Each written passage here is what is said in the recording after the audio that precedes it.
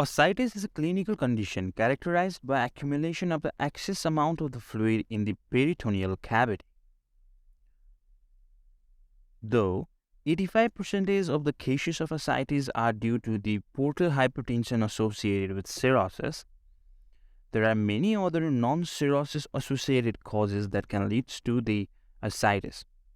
And these different causes of the ascites can be differentiated by calculation of the serum ascitic albumin gradient. For the calculation of the serum ascitic albumin gradient, diagnostic paracentesis has to be done.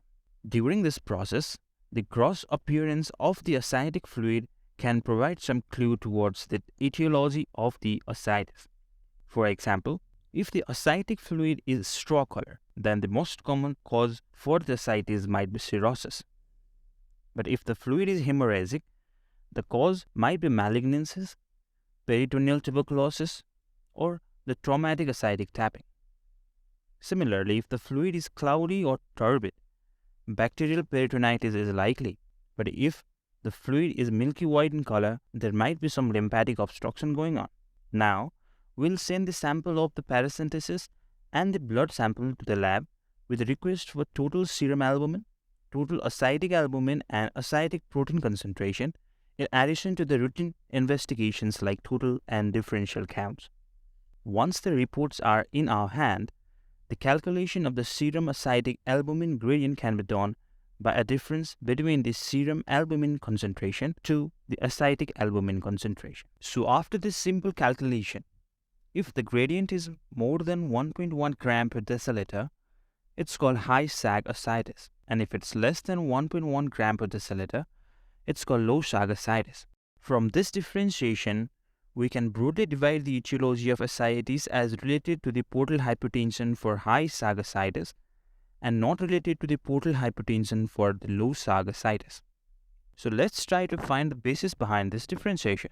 So if the serum albumin ascitic gradient is low, it simply means that the ascitic fluid has significantly high concentration of albumin, which makes the gradient to be low. Here, a basic principle that we have to understand is, normally, the proteins like albumin is not permeable through the blood vessels. But if there is breach in the membrane permeability of the portal vessels, then it allows the proteins like albumin to move out of the circulation into the ascitic fluid, which creates high concentration of the albumin in the ascitic fluid, causing low SAAG ascites. The conditions associated with low SAAG ascites are infections like peritoneal tuberculosis, serositis, pancreatitis, or nephrotic syndrome, where the permeability of the vessels in the glomerulus is impaired. Similarly, malignancies, either primary or metastatic peritoneal malignancies, also impairs the membrane permeability, leading to the low SAAG ascites of less than 1.1 gram per deciliter.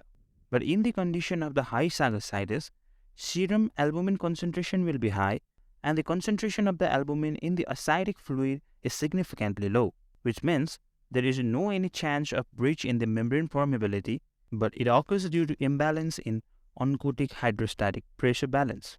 In case of portal hypertension, despite normal oncotic pressure within the portal vessels, the hydrostatic pressure is high. In the peritoneal compartment, both the hydrostatic pressure and the oncotic pressure is normal. So due to this increase in the hydrostatic pressure, the fluid leaks out through the portal vessels into the peritoneal space, leading to ascites, which means there is no any chance of albumin concentration being high in the peritoneal fluid, and hence the gradient is high. Now we have to understand that there are various causes of the portal hypertension. These causes can broadly be divided either as a sinusoidal or hepatic cause and extra-sinusoidal or extrahepatic cause. To differentiate whether it's a hepatic cause or extrahepatic cause, we'll look at the next parameter, that is total ascitic protein concentration. If the total ascitic protein concentration is less than 2.5 gram per deciliter, it means that the synthetic function of the liver parenchyma is impaired. So, the cause of the portal hypertension is hepatic. The common hepatic causes of the portal hypertension are liver cirrhosis, where the liver parenchyma is replaced by the fibrous tissues, or the massive liver metastasis. But in contrast to this, if the cause for the portal hypertension is other than the hepatic causes, then the synthetic function of the liver parenchyma is intact, and hence the total protein concentration in the ascitic fluid will be more than 2.5 gram per deciliter. So, the extrahepatic conditions leading to portal hypertension can be the cause that lies below the liver, like portal venous obstructions, or that lies above the sinusoids, like late Budd-Chiari syndrome, inferior vena cava obstructions, right heart failure, and constrictive pericarditis. Okay, let's revise. In gist, the serum ascitic albumin gradient concentration of more than or less than 1.1 gram per deciliter is used to differentiate the cause of the ascites as portal cause or non-portal cause.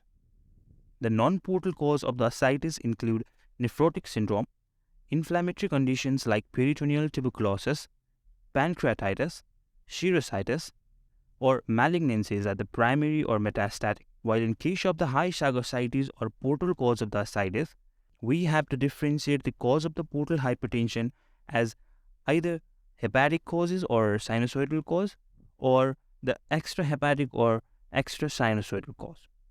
The common hepatic causes of the portal hypertension are cirrhosis or massive liver metastasis, while the extrahepatic causes of the portal hypertensions are conditions like portal venous obstruction, Budd-Chiari syndrome, inferior vena cava obstructions, right heart failure, or constrictive pericarditis.